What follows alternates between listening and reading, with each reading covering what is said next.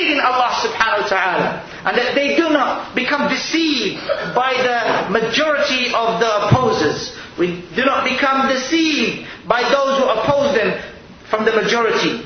For indeed, what can be better than the statement of Fudayl ibn Iyad, who said, "Alaykum bi-turuqil huda." Upon you is the way of guidance. Upon you is to follow the way of guidance, even if the few followers follow them. Even if the few followers are upon that. And be warned, be cautious of the ways of misguidance. And do not be deceived by the many people who are destroyed upon that way. And what is greater than that is the statement of the Messenger sallallahu alaihi wasallam, where he mentioned that it was shown to him, meaning on the day of judgment, that a prophet will come and there will be with him only about 3 to 10 individuals, 3 to 10 followers. And another prophet will come and you will see another prophet and he will only have 1 or 2 followers. And there will be another prophet and they will have no followers at all. So this is indeed a ibrah. This is indeed a ibrah. A kind of an example for us. A kind of example for us. For all of us.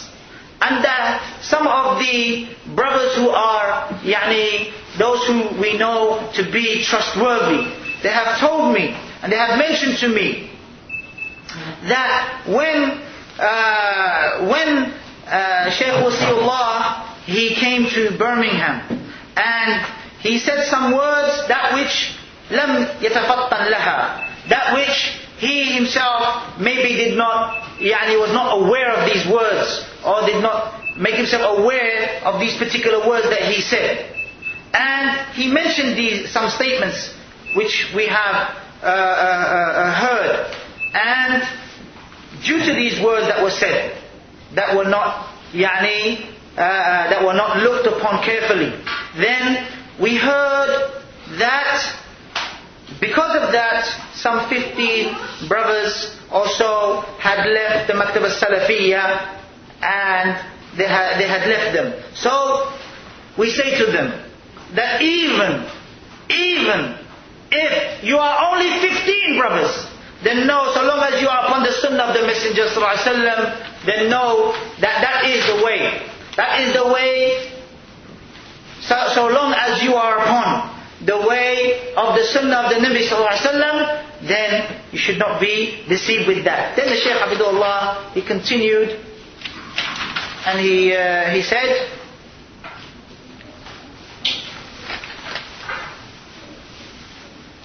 now, then the Shaykh hafidhahullaah said, continue. So long as the Maktbah as-Salafiyyah continues to be upon the sunnah and to defend the sunnah and to also continue to be with the people who defend the sunnah, meaning it's ahluha, then know that that will be the way of salvation for them. And he says, أختم الكلمة, that I will close what I have said with a story, a beautiful story, the story of Imam Malik rahimahullah. Since when he had authored al-Muwatta, which is his famous hadith collection, which is known. And other than him also, from the scholars, had authored al-Muwatta. And his name being Ibn Abi Dhi'b. هكذا يا شيخ؟ نعم. So he also authored a Muwatta, which is far bigger in size than the Muwatta of Imam Malik. So he said to Imam Malik, what is the benefit of you writing a Muwatta or compiling this ahadith in Muwatta when other than you has written this or has authored a Muwatta which is far greater in size than yours? So what do you think? What do you think that Imam Malik rahimahullah said? He said, by Allah, this is a maw'idah for us. By Allah, this is a lesson for us.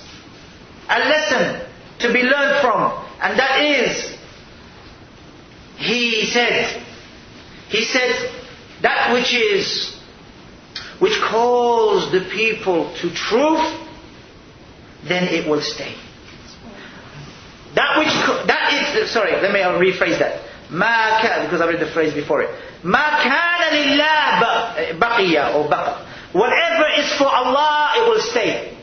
Whatever is for Allah, it will stay. And this is what he said. And this is what he said. And we know, in this day and age, the people do not know except Al-Muwatta of Imam Malik. They do not know that there is another Muwatta out there, of Ibn Abi Dhi'b. They only know that there is a Muwatta of Imam Malik.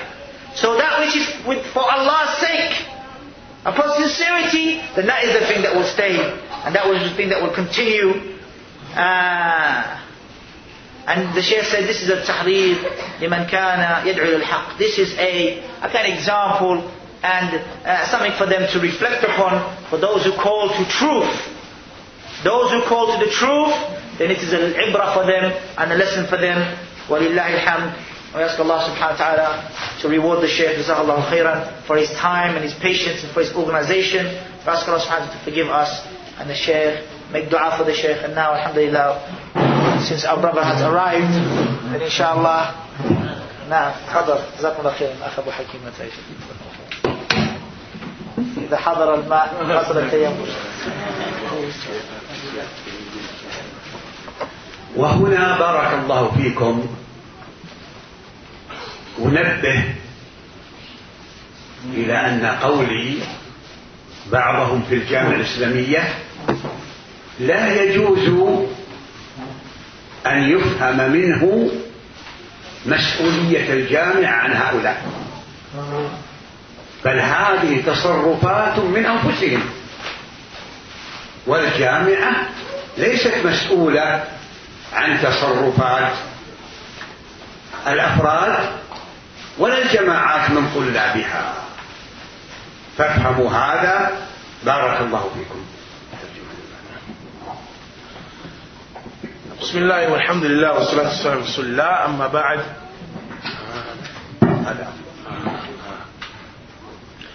as our Shaykh said that here we bring your attention to a point, and that is that our statement concerning some of them are in the Jami'ah al-Islamiyyah, one should not understand from that the Jami'ah al-Islamiyyah or the Islamic University takes responsibility for the actions of these individuals.